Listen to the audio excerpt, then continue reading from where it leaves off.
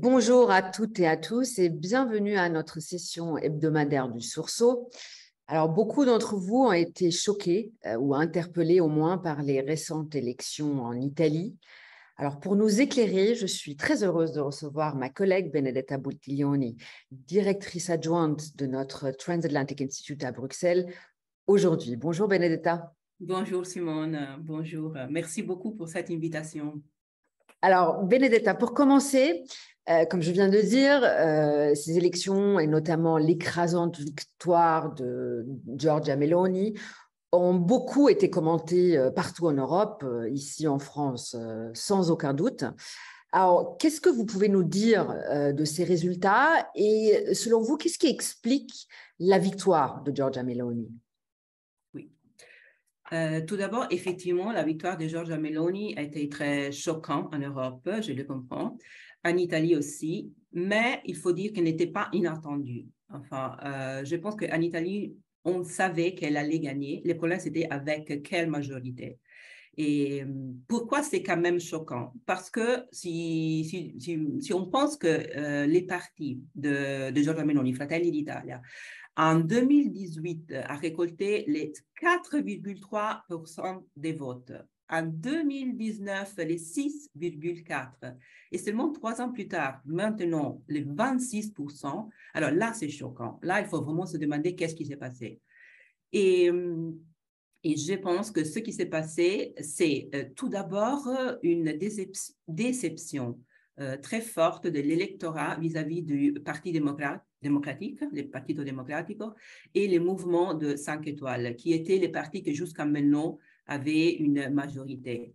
Mais qui ont été des partis qui n'étaient pas capables de vraiment répondre aux attentes des Italiennes. Ce sont des partis qui ont passé tout le temps à se disputer entre eux, n'ont pas vraiment réalisé les réformes qui étaient nécessaires et finalement ils n'ont pas été capables de préserver finalement Draghi au pouvoir, enfin au gouvernement, et qui c'était la seule personne que nous avait donné une certaine dignité à nouveau en Italie, pardon, en Europe, qui avait donné une certaine dignité à l'Italie en Europe. Donc les gens, donc une grande déception et à côté de ça, les gens ont voulu récompenser Giorgia Meloni pour sa cohérence. Si vous demandez aux gens pourquoi ils ont voté Meloni, ils vous disent parce qu'elle a été toujours cohérente. Elle a été toujours à l'opposition. Elle ne s'est pas disputée, elle était toujours très claire dans ce qu'elle voulait. Elle était à l'opposition avec Draghi, mais elle a été toujours très respectueuse de Draghi aussi. Et donc, elle a été capable de former aussi une bonne relation avec lui. Et c'est ça que les gens ont voulu récompenser.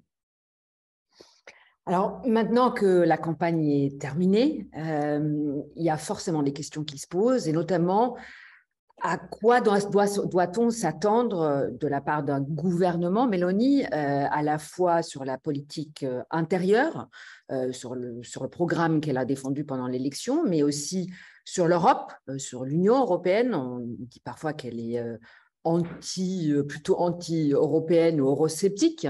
L'Ukraine, notamment compte tenu de ses partenaires de coalition, Salvini et Berlusconi, qui sont plutôt connus pour être pro-russes, sur l'OTAN et sur la relation avec les États-Unis, et bien évidemment aussi, ce qui nous intéresse aussi, sur Israël.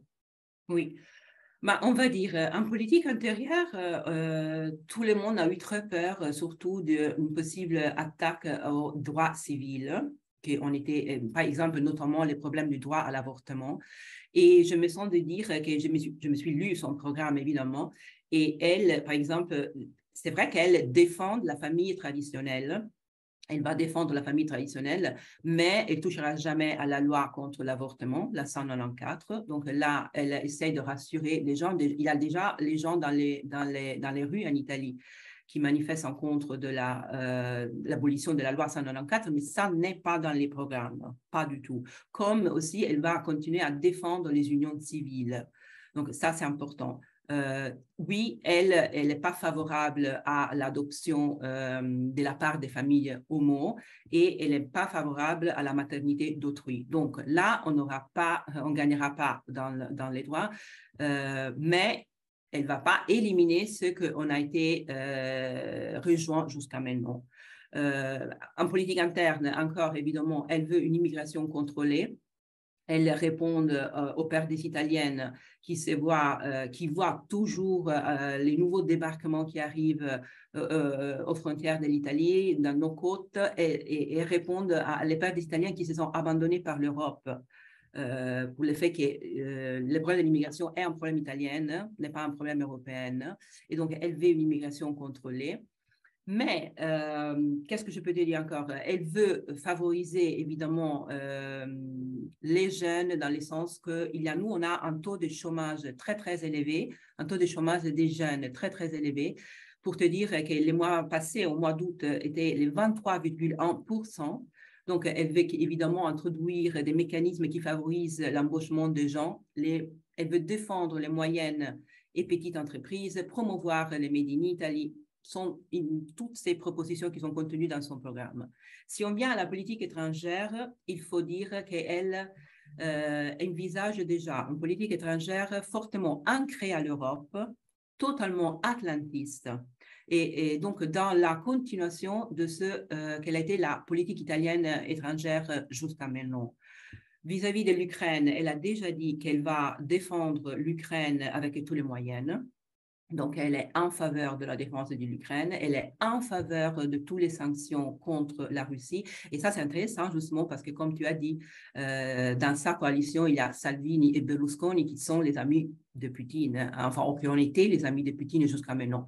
Mais important de dire, on peut dire que c'est la coalition des centres-droite qui a gagné les élections. Mais c'est une coalition où la droite a un poids très fort, tandis que le centre-droite a un poids très faible, parce que Salvini a pris un peu plus que le 8% et Berlusconi aussi un peu plus que le 8%. Donc, eux, ils auront à dire, mais pas tellement. Donc, c'est pour ça, pas de problème avec l'Ukraine ou vis-à-vis de la Russie. Là, c'est sûr et certain. Quand on vient à l'Union européenne, si elle a eu des propositions anti-européennes dans le passé, n'est plus le cas maintenant. Elle sait qu'elle doit être une alliée de l'Europe, qui doit travailler avec la Commission, les conseils, qui doit travailler avec les autres membres. Nous, on vient de recevoir les plans de relance nationale, les fonds pour les plans de relance nationale. C'est beaucoup. Il faut bien travailler pour ça. Et il y a peut-être une récession qui arrive. Elle ne peut pas se permettre de ne pas être dans la ligne européenne et atlantiste. Elle l'a déjà dit. Donc là, c'est certain. Bon, j'espère. C'est ce qu'elle a dit. Alors, dans les commentaires, dans les analyses qu'on peut voir un peu partout en Europe, Meloni est décrite malgré tout comme post-fasciste. On fait beaucoup allusion, par exemple, à la flamme, au symbole de son parti. Il y a des vidéos d'elle qui circulent où elle est jeune, où elle encense Mussolini. Elle dit que c'était un grand homme politique.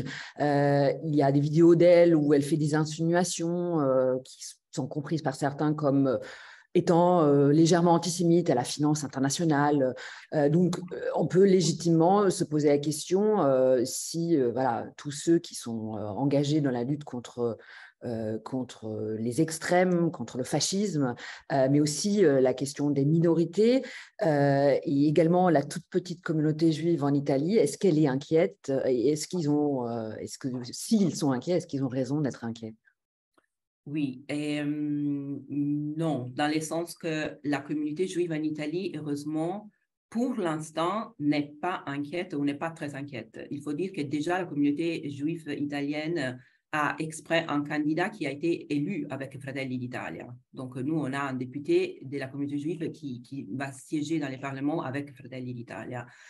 Parce que jusqu'à maintenant, au moins dans ses mots et aussi dans son programme, parce qu'il écrit aussi dans son programme, Meloni est évidemment se veut totalement en contre de toutes les formes d'antisémitisme. Et même dans une interview qu'elle a donnée, elle considère que l'antisémitisme aujourd'hui est aussi la critique en contre d'Israël en tant qu'Israël. Évidemment, le gouvernement peut être critiqué, mais Israël en tant qu'Israël critiquer Israël en tant qu'Israël, en tant que le pays des Juifs, là, c'est antisémitisme pour elle. Et elle a publiquement déclaré ça. Elle est aussi en contre, évidemment, de toute forme de racisme, de l'extrémisme islamique. Donc, elle met tout un peu dans les mêmes paniers. Mais elle a quand même déjà dit ça. C'est vrai, Fratelli d'Italia est un parti qui a une histoire post-fasciste, mais il faut un peu se rappeler quelle est l'histoire de Fratelli d'Italia. Il y a eu, après la Deuxième Guerre mondiale, il Movimento Sociale Italiano, mouvement social italien, et là c'était vraiment un parti ou un mouvement post-fasciste qui est né en 1946. Après, en 1995, il y a eu ce qui a été les grands changements.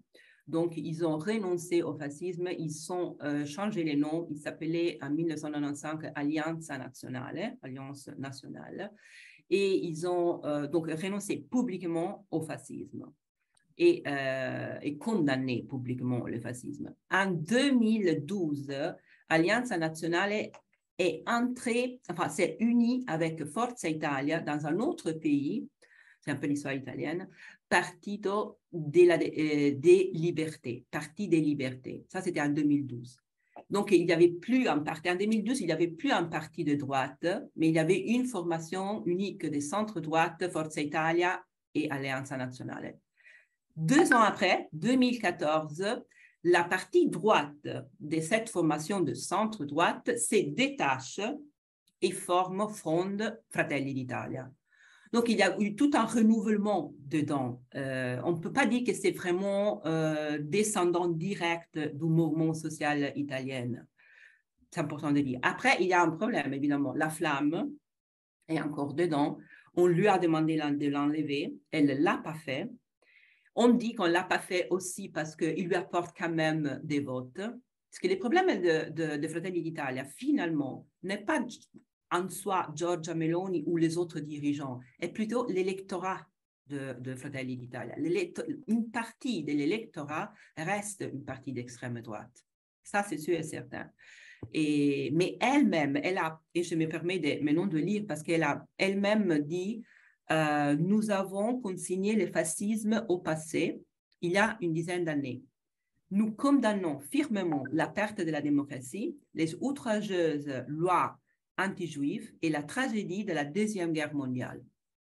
Donc ça, elle l'a déclaré. Après, moi, j'y crois, mais je crois en elle. Après, comme je te dis, une partie de l'électorat, oui, et encore un parti. On peut trouver encore dans son électorat quelqu'un qui fait les saluts romaines. D'ailleurs, je te dis qu'elle n'a pas voulu faire la fête, quand elle a reçu le résultat, elle n'a pas voulu faire une fête la nuit même, parce qu'elle avait évidemment peur de tout son électorat qui allait arriver. Imagine que quelqu'un allait faire les saluts romains, toute sa crédibilité aurait été déjà détruite sans même pas commencer.